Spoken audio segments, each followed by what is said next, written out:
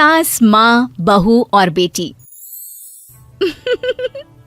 नहीं नहीं, ये कहानी इन सारे के सारे रिश्तों की नहीं, बल्कि 2 रिश्तों में ही सभी रिश्तों के होने की है। अरे बहू, मेरे और तेरे ससुर जी की रोटी मत बनाना, मैं बना लूंगी, दिन तक ठंडी हो जाती है। बहू जो कि एक वर्किंग लेडी थी। नहीं नहीं माँ जी, मैं अच्छे से कपड़े में लपेट देती हूँ ना, आप क्यों मेहनत करेंगी, माइक्रोवेव में गर्म कर लेना। अरे नहीं बहू, मेहनत मत कर, वैसे भी ऑफिस में कम मेहनत होती है क्या, जा रहने दे। लेकिन बहू मानती नहीं, वो सास ससुर की रोटी बनाकर ही जाती है। दोपहर में खाने के वक्त ससुर जी कहते हैं, अरे बहू को रोटी बनाने के लिए क्यों मना कर दिया, क्या हो गया, ठंडा ही तो खाते आए हम लोग हमेशा से। अरे वो क्या है ना, सुबह ऑफिस जाती है, घर का सारा काम करने में वक्त लग जाता है, अरे थकती है वो अलग, तो मैंने सोचा बहाने से ही थोड़ा कम काम करवाऊं।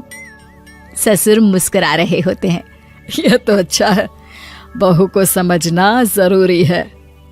वक्त बीत रहा था, घर में सब खुश थे कि एक दिन, माँ जी आप शाम को थोड़ा टहलने निकला करें, घर पर रह रहकर हड्डियां जाम होती है, पापा को भी ले जाया करिए, मैं वक्त पर तो आ जाती हूँ।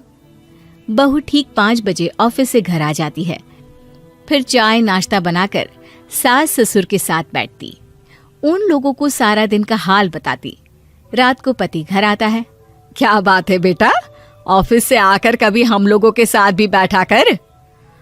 अरे माँ, दिन रात काम करके मन ही नहीं करता, अगले दिन की फिर तैयारी होती है, आप और पापा ही कमरे में आ जाओ। इससे अच्छी तो बहू है, कितना भी थकी रहे, घर आकर हम लोगों के लिए चाय नाश्ता बनाना, फिर बातें करना। बहू ना होती तो हम बुढ़ा बुढ़िया तो बैठे ही रह जाते। सास और ससुर अब बहू के कहने पर शाम की सैर पर निकलने लगते हैं।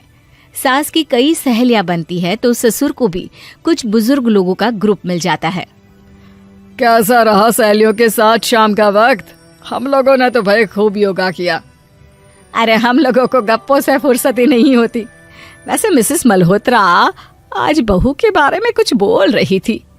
तभी वहां ऑफिस से बहू आ जाती है जो जींस और टॉप में होती है। क्या बात है माँ, क्या कह रही थी आपकी सहेली आपकी बहू के लिए? सास इस बार बहू को कुछ अलग तरीके से देखती है और उल्टा सवाल ही दाग देती है।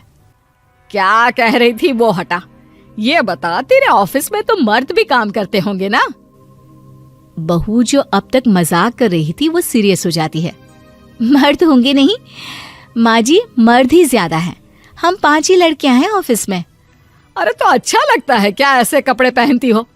कल से तुम ना साड़ी पहनकर ऑफिस जाना, और हाँ, शाम का नाश्ता थोड़ा जल्दी बनाया करो, नाश्ता बनाकर बाद में ही ऑफिस के कपड़े चेंज करने जाना। बहू को समझ में नहीं आता कि सास को हो क्या गया है, लेकिन वो कुछ नहीं कहती, सीधे किचन में जाकर चाय नाश्ता बनाती है और सास ससुर को दे देती है। अगले रोज बहू ऑफिस के लिए तैयार होती है तो खूब सुंदर सी साड़ी पहनती है और ऑफिस के लिए निकलने से पहले सास और ससुर के पैर छूती है और निकल जाती है। क्या बात है, आज मेधा के ऑफिस में लग रहा है कोई फंक्शन है। अच्छा, पता नहीं, मुझे तो बताया नहीं, वैसे तो सारी बात करती रहती है। अरे देखा नहीं कैसे साड़ी पहनकर जा रही थी? अरे वो तो मैंने ही बोला है उसे। अरे अच्छा लगता है क्या रोज रोज ऐसे सूट या जींस में जाना? बहू हो, बहू बनकर रहो। और आप भी ना मेधा मेधा मत किया करिए, बहू बोला करिए, सर पर चढ़ जाएगी तो दिक्कत हो जाएगी। सास अब बहू को बहू जैसा रखने लगती है, हर बात पर रोका टोकी, हर बात पर ताने। क्या बात है, आजकल लेट आ रही हो ऑफिस से? अरे चाय के लिए भी देर हो जाती है, हम लोग फिर पार्क में भी देर से पहुंचते हैं। सभी की बहुएं वक्त से चाय नाश्ता करा देती है अपने सास ससुर को, बस एक तू ही है जो उस वक्त ऑफिस से निकलती है। माँ जी, वो एक रास्ता पुलिस वालों ने न जाने क्यों बंद कर रखा है, जिसके कारण ट्रैफिक ज्यादा हो जाता है। मैं कोशिश करूंगी कल वक्त से पहले निकल जाऊं। ससुर देख रहे होते हैं कि बहू अब परेशान सी रहने लगी है। एक रोज, मेधा, बेटी मेधा। जी पिताजी। बेटा देख जरा कौन सी टी शर्ट अच्छी लग रही है। वो क्या है ना, शाम को सब बदल बदल कर टी शर्ट पहनते हैं, मैं भी सोच रहा हूँ कि आज कुछ अच्छा सा पहन कर जाऊं।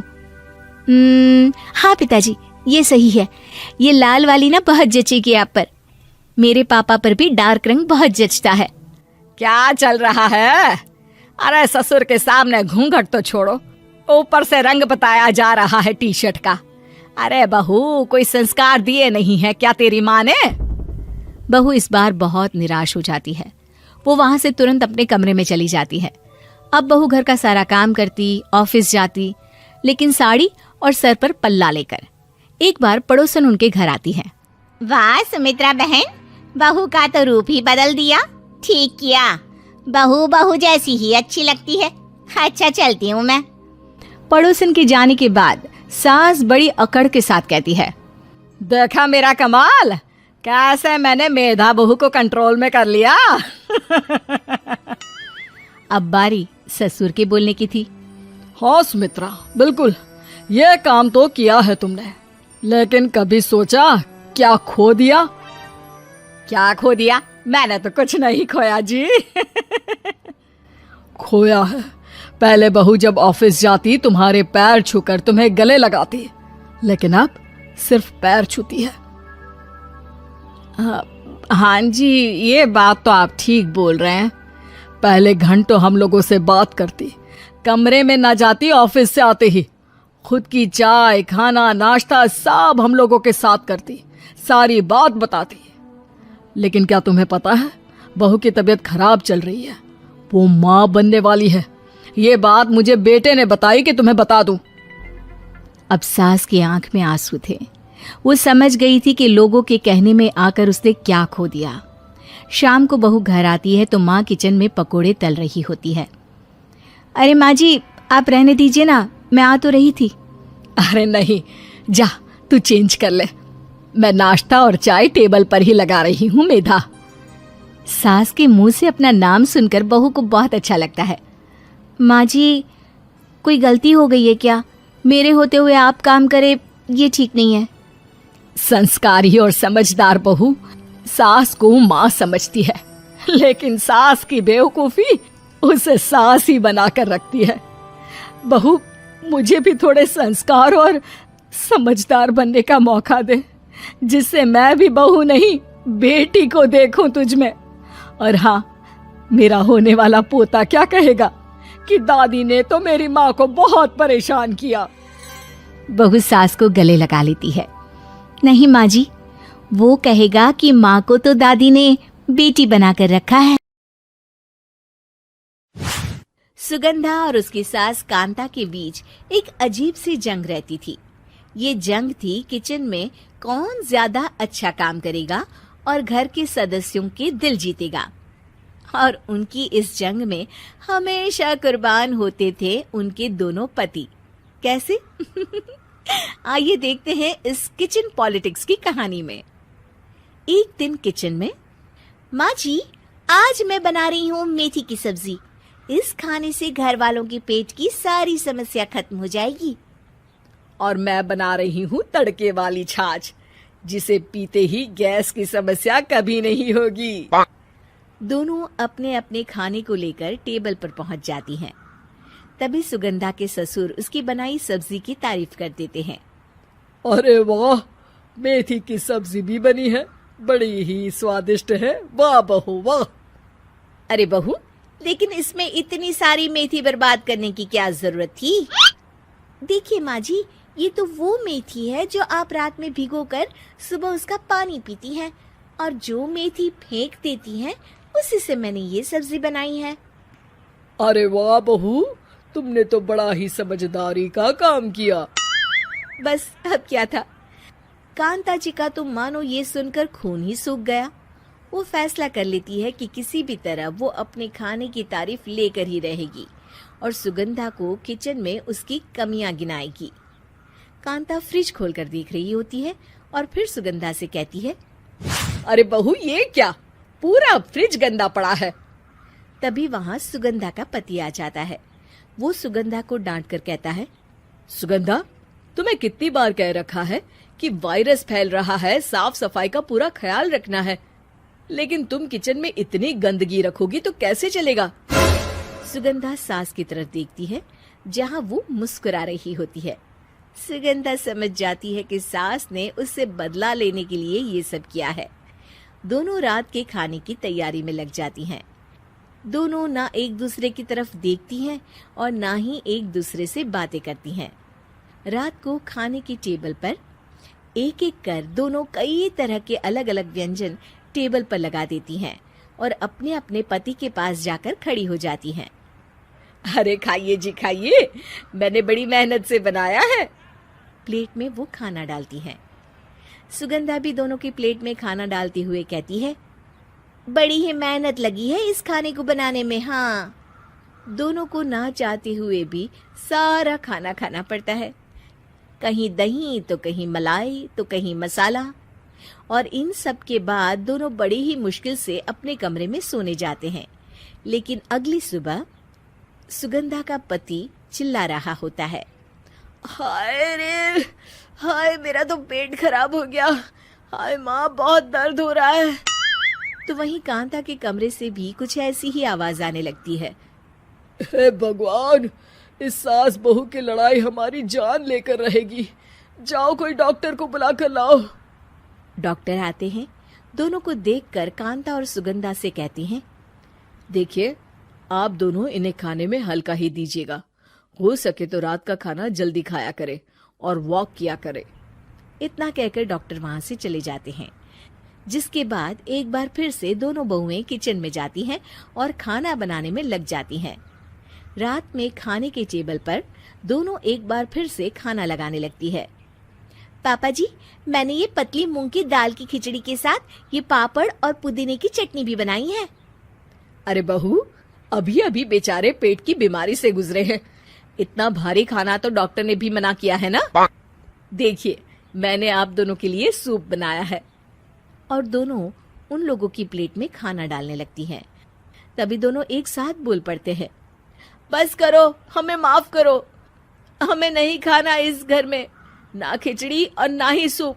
हम इंसान हैं, एक वक्त में एक ही खाना खा सकते हैं। बस करो, हमें माफ करो। हमें नहीं खाना इस घर में, ना खिचड़ी और ना ही सूप। हम इंसान हैं, एक वक्त में एक ही खाना खा सकते हैं। इतना कहकर वो दोनों वहां से चले जाते हैं। कहानी का अंत। आप लोग उम्मीद कर रहे होंगे कि अंत में सब ठीक हो जाएगा। नहीं जनाब, अगर सास बहू के बीच सब ठीक हो जाए तो आप ये सीरीज देखे ही क्यों? तो मजा लीजिए इस चैनल में सास बहू से जुड़ी कहानियों का, क्योंकि ये ऐसा रिश्ता है जिसकी मिठास उसकी खटास में हमेशा ज्यादा ही रहती। सास बहू का झगड़ा। अनामिका की सास पुष्पा अपनी बहू को कुछ खास पसंद नहीं करती थी और इसीलिए दोनों सास बहू में आए दिन झगड़ा होता रहता था। सास बहू के झगड़े के चक्कर में अनामिका के पति मोहित की जिंदगी मुश्किल में पड़ गई थी। बेचारा बार बार माँ और बीवी के झगड़े को सुलझाता ही रहता था, लेकिन दोनों समझने का नाम नहीं लेती थी। वैसे तो सब कुछ ठीक ठाक चल रहा था, लेकिन एक दिन अनामिका और पुष्पा के अंदर जोरदार झगड़ा हुआ और बात कुछ इस तरह थी। बहू, मैंने तुम्हें कल अपनी एक साड़ी धोने के लिए दी थी। हाँ मम्मी जी, वो साड़ी धोकर मैंने आपकी अलमारी में रख दी है। उसी की बात कर रही हूँ मैं। जरा देख तो, इस साड़ी को देखकर किसी भी तरह से लगता है ये धुली हुई है। अरे मम्मी जी, मैंने आपकी साड़ी वॉशिंग मशीन में अच्छे से धोकर सुखाकर आपकी अलमारी में तह बनाकर रखी थी। आपके तो नखरे खत्म ही नहीं होते। अरे कैसे बात कर रही है मुझसे? मेरे नखरे? अरे मोहित, जरा ये देख तो, ये साड़ी धुली हुई लग रही है क्या? अरे मम्मी, जब अनामिका कह रही है कि उसने साड़ी धोई थी तो मान लो ना। हर बात पर झगड़ा करना जरूरी है क्या? क्या है ना मोहित, तुम्हारी माँ को तो मेरे हर काम में नुस्ख निकालने की आदत पड़ गई है। जब तक दो चार खरी खोटी सुना नहीं लेती ना, इनका दिन नहीं निकलता। अरे चुप कर, बहू होकर मुझे जवाब देती हो। एक तो गंदे कपड़े उठाकर अलमारी में रख दिए, ऊपर से कैंची की तरह कचर कचर बोली जा रही हो। अरे मम्मी जी, आपको समझ में नहीं आता क्या? मैंने साड़ी धो कर रखी थी, तो फिर इतनी गंदी क्यों लग रही है? अब मुझे क्या पता मम्मी जी, आप इस पर इस तरह तेल और घी की चिकनाई के दाग लगाकर लाएंगी तो ये मेरी जिम्मेदारी थोड़ी ना है। अरे तो हाथ से धोना चाहिए था ना। मैं आपकी बहू हूँ, नौकरानी नहीं जो एक कपड़ा रगड़ रगड़ कर हाथ से धो दूंगी। आपको पहननी है तो पहनिए, नहीं तो रख दीजिए। तुझे तो मैं अच्छी तरह बताऊंगी, मुझे जवाब देती है। एक दिन सुबह के वक्त, अरे अनामिका, मेरी वाइट शर्ट कहाँ है? आज ऑफिस में बहुत बड़ा प्रेजेंटेशन है और मुझे वो वाइट शर्ट पहन कर जाना है। मुझे पता है, आपने मुझे 2 दिन पहले ही बता दिया था और आपकी शर्ट मैंने धोकर अच्छी तरह आयरन करके अलमारी में लगा दी है। जाइए वहां से ले लीजिए। अनामिका, ये तुमने क्या किया? ये देखो, शर्ट पर लिपस्टिक का दाग लगा हुआ है और ये तो एक जगह से जल भी गई है। नहीं नहीं मोहित, ऐसा नहीं हो सकता। मैंने तो तुम्हारी शर्ट ठीक से इस्त्री करके अलमारी में लगाई थी। तो फिर ये जल कैसे गई अपने आप? अलमारी में लटके लटके थोड़ी ना जल जाएगी। पर मोहित, मुझे अच्छी तरह याद है। देखो, अपनी गलती को छुपाने की कोशिश मत करो। और अगर शर्ट जल भी गई थी तो तुम्हें पहले बताना चाहिए था ना, मैं नई शर्ट लेकर आ जाता। अब ऐन वक्त पर शर्ट कहाँ से लेकर आऊं? मेरा इतना इम्पोर्टेंट प्रेजेंटेशन था, सब खराब हो जाएगा। अरे बेटा, क्यों परेशान होता है?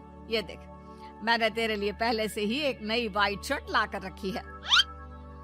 लेकिन मम्मी, आप मेरे लिए वाइट शर्ट क्यों लेकर आई? अरे मुझे पता था तेरा प्रेजेंटेशन होने वाला है और अपनी इस बहू पर तो मुझे बिल्कुल भी भरोसा नहीं। क्या पता मेरी साड़ी की तरह तेरी शर्ट भी गंदी करके रख देती। और देख, वही हुआ ना। बेटा, सारी टेंशन छोड़ और ये नई शर्ट पहन कर जा। थैंक यू मम्मी, आज तो आपने बचा लिया मुझे। कुछ दिनों के बाद, अरे अनामिका, जानती हो, ऑफिस में मेरा जो दोस्त है ना अमर, आज उसका बर्थडे है और उसे तुम्हारे हाथ का चॉकलेट केक बहुत पसंद है। थोड़ा सा बनाकर टिफिन में रख दो ना प्लीज। हाँ हाँ, क्यों नहीं, मैं बहुत अच्छा केक बनाकर आपके दोस्त के लिए रख दूंगी।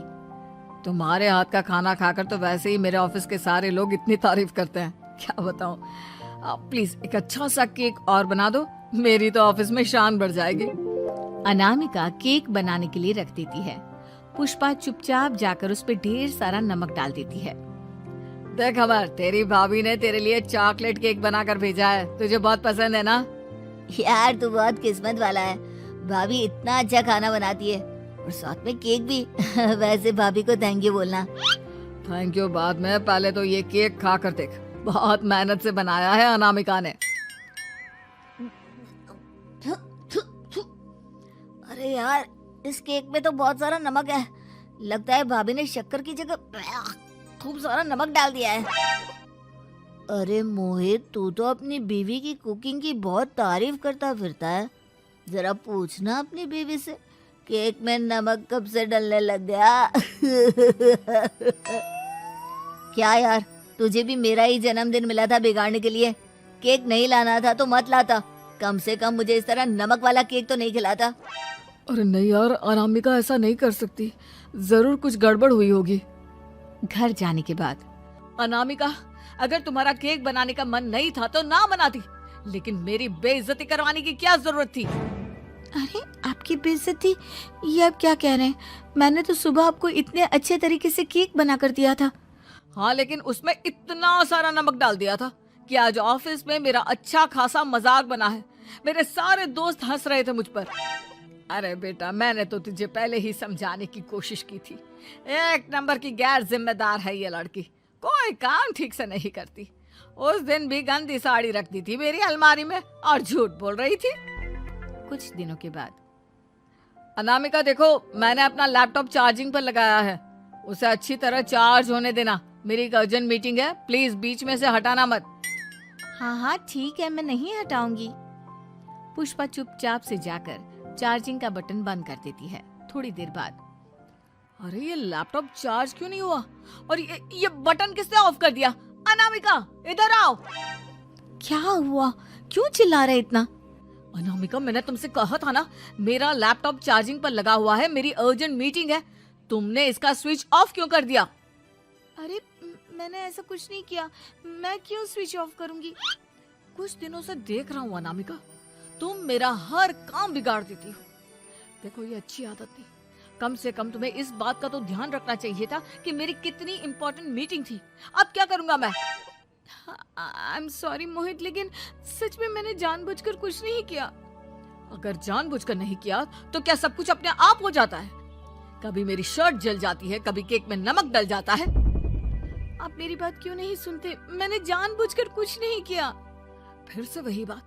अरे कितनी बार तुम्हें समझा चुका हूँ, इस तरह मेरा काम बार बार मत बिगाड़ा करो। तुम जानती हो मुझे कितनी प्रॉब्लम होती है।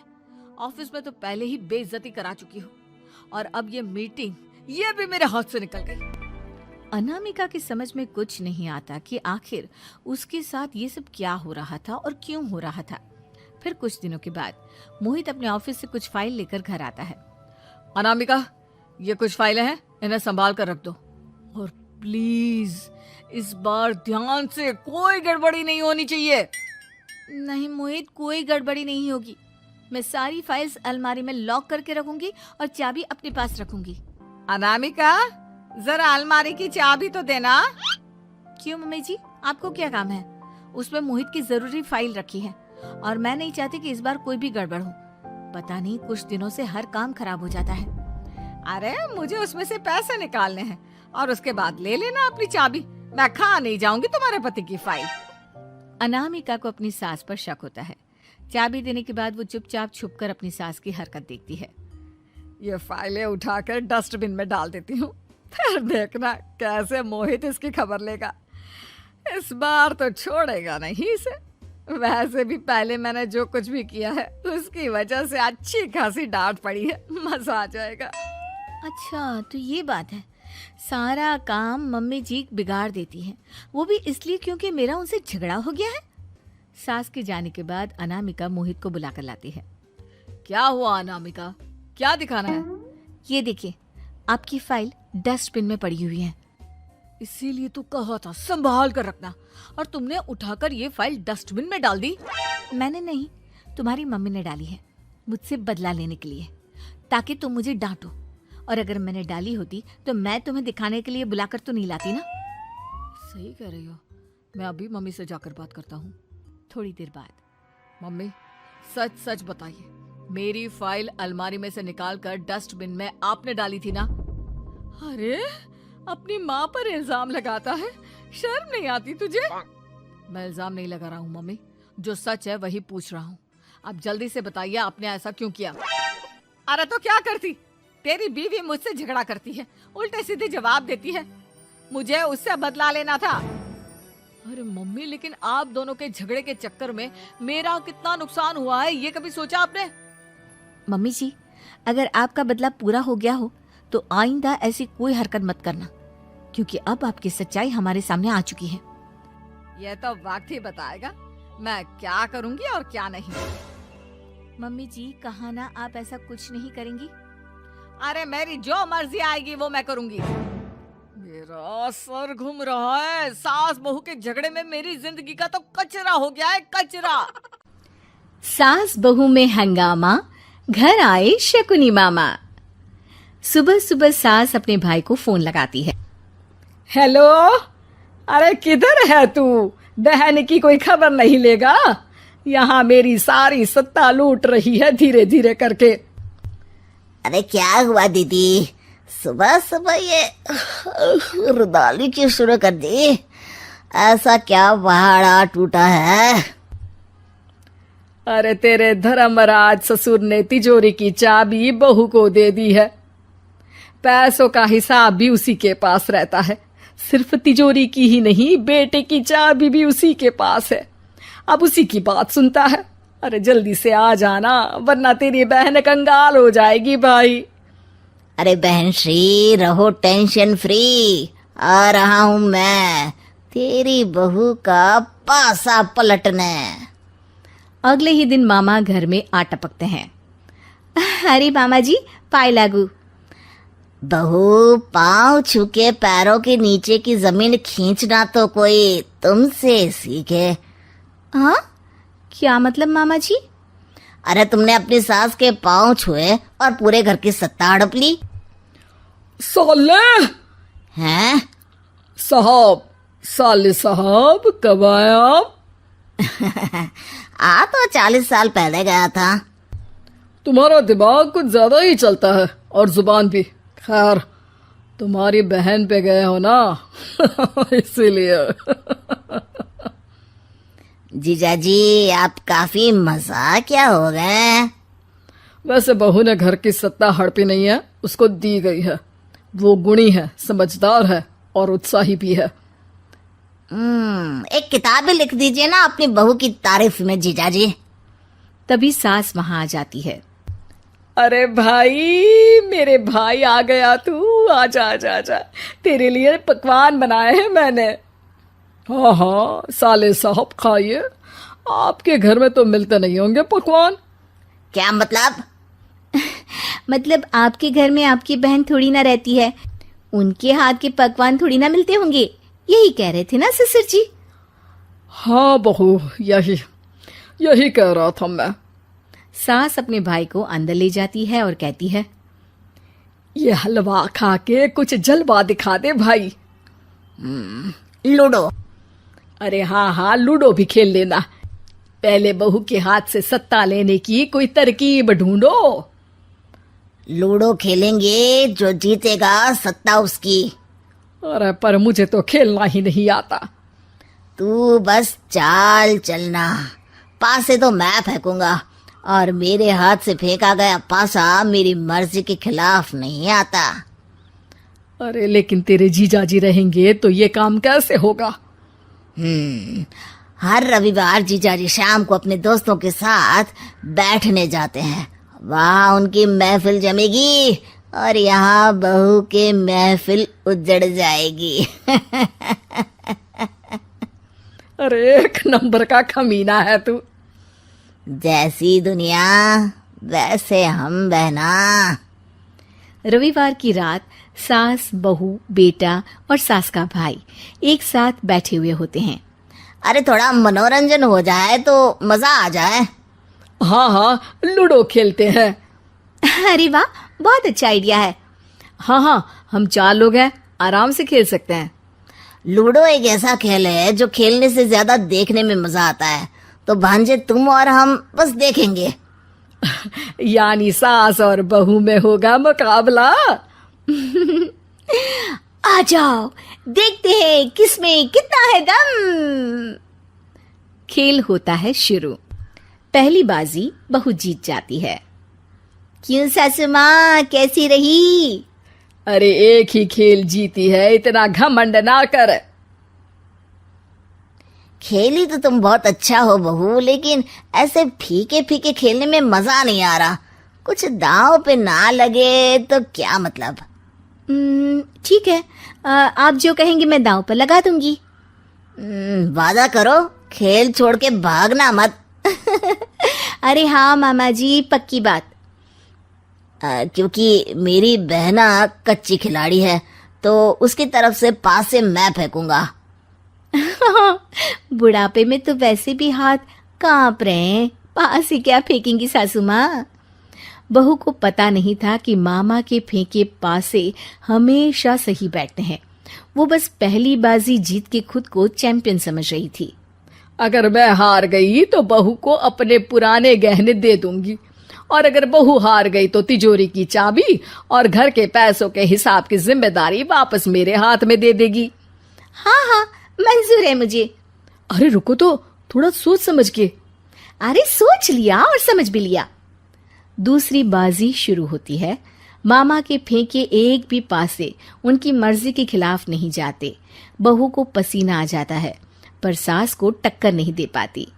आखिरी गोटी के घर में जाने के लिए सास को 1 नंबर चाहिए, जबकि बहू एक बार भी घर में नहीं पहुंची है। अरे क्यों बहू, अब कैसी रही? ये गोटी अंदर जाएगी और तिजोरी की चाबी बाहर आएगी। मैंने बोला था तुमसे कि मामा से पंगा मत लो। मुझे क्या पता था कि ये मामा नहीं, मामा शकुनी है। मामा पासा फेंकता है और सास जीत जाती है और घर की सत्ता वापस सास के हाथ में आ जाती है। बहू रोने लगती है। इतने में ही वहां ससुर जी आ जाते हैं। अरे रो क्यों रही हो बहू? क्योंकि मामा ने मुझे मामू बना दिया। सासू माँ की नई सहेली। प्रिया किचन में चाय बना रही होती है और सुमन ड्राइंग रूम में बैठकर मजे से टीवी देख रही होती है। तभी दरवाजे की घंटी बजती है। प्रिया, जरा देखना तो कौन आया है। देखती हूँ मम्मी जी। प्रिया दरवाजा खोलती है तो सामने पड़ोस वाली विमला आंटी खड़ी होती हैं। नमस्ते आंटी जी, कैसी हैं आप? मैं तो बिल्कुल ठीक हूँ बेटा, पर तेरी सास को क्या हुआ है? आजकल कहीं दिखती ही नहीं है। जब देखो तब टीवी के आगे जमी रहती है। अंदर तो आइए आंटी।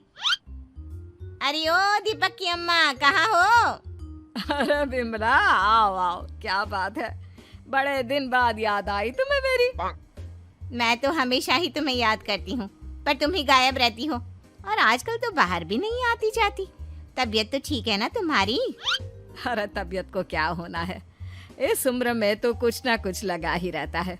मेरी छोड़ो, तुम ये बताओ कि क्या चल रहा है गली मोहल्ले में। तुम गली मोहल्ले की छोड़ो, चल तो तुम्हारे पड़ोस में रहा है। तुम्हारी नई सहेली आई है। मेरी कौन सी नई सहेली? मैं तो यहाँ बस तुमसे बातचीत कर लेती हूँ, या फिर बाजू वाली शर्मा की बहू से 2-4 बातें कर लेती हूँ। इसीलिए तो कहा कि तेरी नई सहेली आई है। अब कोई पड़ोस में आया है तो बात तो होनी ही है। कम से कम इसी बहाने हमारा भी एक ग्रुप बन जाएगा। फिर सब मिलकर अपनी बहुओं की शिकायतें किया करेंगे। दोनों हंसने लगते हैं। तभी प्रिया चाय लेकर आती है और सामने टेबल पर रख देती है। दोनों चाय पीती हैं और बातें करते हैं। चलो मैं चलती हूँ, अब कल मिलते हैं। राम राम। अगले दिन प्रिया किचन में कुछ काम कर रही होती है और सुमन आराम से सोफे पर बैठकर मटर छिल रही होती है। तभी डोरबेल बजती है। प्रिया दरवाजा खोलती है तो सामने उनकी नई पड़ोसन खड़ी होती है। जी आप कौन? मैंने पहचाना नहीं। नमस्ते बेटा, मैं शारदा, आपके बगल वाले घर में अभी 2-4 दिन पहले ही शिफ्ट हुए हैं। ओह अच्छा अच्छा अच्छा, नमस्ते आंटी, अंदर आइए ना आप। देखिए तो मम्मी जी आज कौन आया है। इतना कहकर प्रिया किचन में चाय बनाने चली जाती है। नई पड़ोसन को घर पे देखकर सुमन थोड़ा हैरान हो जाती है।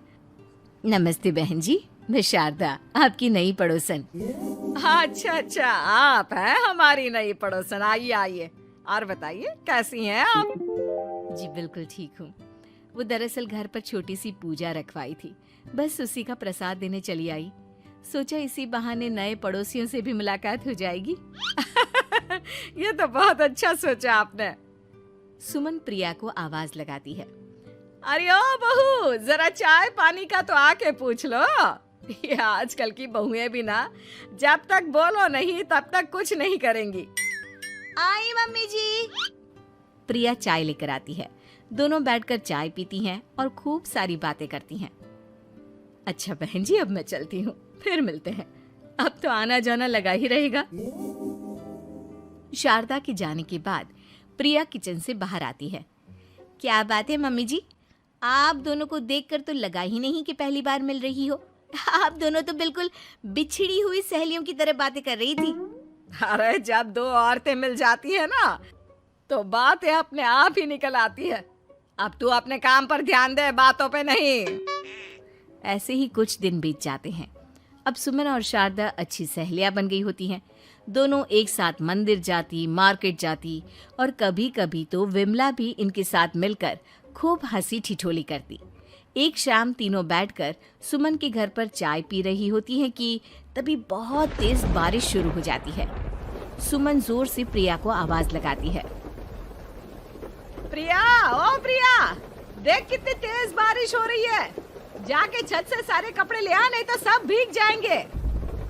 सुमन 2 बार आवाज लगाती है लेकिन प्रिया का कोई जवाब नहीं आता। शायद प्रिया कुछ काम कर रही है, इसीलिए कुछ जवाब नहीं दे रही। अरे काहे का काम, आराम फरमा रही होगी महारानी। तभी प्रिया बीमार हालत में अपने कमरे से बाहर निकलती है। हाँ मम्मी जी, क्या हुआ? मेरी तबीयत थोड़ी ठीक नहीं है ना, इसलिए आग लग गई। अरे सारे कपड़े भीग गए और तुझे सोने से फुर्सत नहीं है। सबके सामने सुमन के मुंह से ऐसी बातें सुनकर प्रिया उदास हो जाती है और छत से कपड़े उतारने चली जाती है। सुमन, ये क्या बात हुई? प्रिया ने बताया ना कि उसकी तबीयत ठीक नहीं, इसलिए उसकी आंख लग गई। तुम भी ना खामखा उसे सबके सामने सुना दिया। अरे आप नहीं जानती शारदा जी, कुछ बहुएं ना बहुत आलसी होती है, घर का एक काम नहीं करना चाहती। ऐसा नहीं है सुमन, तुम्हारी बहू तो बहुत प्यारी है, तुम्हारी सारी बात भी तो मानती है। हाँ सुमन, तुम प्रिया के बारे में ऐसा क्यों सोचती हो? मेरी भी दो दो बहुएं हैं, लेकिन मैं उन्हें अपनी बेटियों की तरह रखती हूँ। आखिर वो भी तो किसी की बेटियां ही है ना। और अगर तुम ऐसा ही व्यवहार करोगी तो एक दिन प्रिया भी तुम्हारे साथ ऐसा ही बर्ताव करेगी। शारदा और विमला की बातें सुनकर सुमन की तो बोलती बंद हो जाती है। वहीं प्रिया भी बाहर से सारी बातें सुन रही होती है। अरे मैं कोई उसकी दुश्मन थोड़ी ना हूँ, मैं भी उसकी माँ हूँ, लेकिन कभी कभी सास बनना पड़ता है, नहीं तो बहुएं हाथ से निकल जाती है। देखो सुमन, ये सब सोच का फर्क है। अगर तुम ये सोचोगी तो कभी प्रिया को अपनी बेटी नहीं बना पाओगी। इतना कहकर शारदा और विमला वहां से चली जाती हैं और सुमन अकेले बैठकर उनकी बातें सोचने लगती है। अगले दिन प्रिया और दीपक अपने कमरे में बैठकर बात कर रहे होते हैं और सुमन उनके कमरे के बाहर कुछ काम कर रही होती है और उन दोनों की बातें सुन लेती है।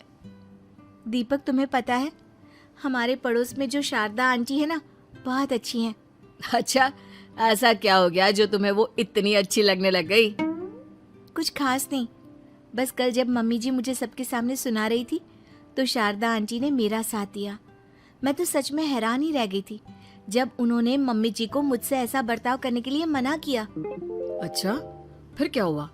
होना क्या था, शारदा आंटी तो मम्मी जी को समझा ही रही थी कि बहू को भी बेटी की तरह ही रखना चाहिए, लेकिन मम्मी जी तो मम्मी जी है ना, उन्हें तो मुझ में हमेशा कमी ही दिखती है। काश मुझे भी शारदा आंटी जैसी सास मिली होती जो मुझे भी अपनी बेटी जैसी समझती। सुमन ये सब सुनकर बहुत उदास हो जाती है और वहां से चली जाती है। प्रिया की बातें सुमन के कानों में बार बार गूंज रही थी। उसे बहुत शर्मिंदगी महसूस हो रही थी कि उसने प्रिया के साथ बहुत गलत किया है। अगले दिन सुमन शारदा और विमला को बुलाती है। क्या बात है सुमन, आज तूने ऐसे अचानक क्यों बुलाया? सब ठीक तो है ना? हाँ हाँ, सब ठीक है, तुम दोनों बैठो तो सही। तब तक दीपक और उसके पापा भी आ जाते हैं। प्रिया, तुम भी आ जाओ। क्या हुआ मम्मी जी, आपने बुलाया? हाँ प्रिया बेटा, मैं आज सबके सामने तुमसे माफी मांगना चाहती हूँ। मैंने आज तक तुम्हारे साथ बहुत बुरा व्यवहार किया है, लेकिन तुमने कभी भी मेरे साथ बुरा बर्ताव नहीं किया। मुझे अपनी गलती का एहसास हो गया है, हो सके तो मुझे माफ कर देना। प्रिया अपनी सास की बातें सुनकर हैरान हो जाती है। उसकी आंखों में आंसू आ जाते हैं। प्लीज मम्मी जी, आप मुझसे माफी मत मांगिए, मैं भी आपकी बेटी ही हूँ। वैसे एक थैंक यू तो मेरी नई सहेली को भी बनता है, जिसकी वजह से मुझे मेरी गलती का एहसास हुआ। शारदा बहन, आपका बहुत बहुत शुक्रिया जो आपने मेरी आंखें खोल दी। अरे क्या सुमन, तुम भी ना? तो फिर इसी बात पर चाय और पकोड़े हो जाए? हाँ हाँ, क्यों नहीं।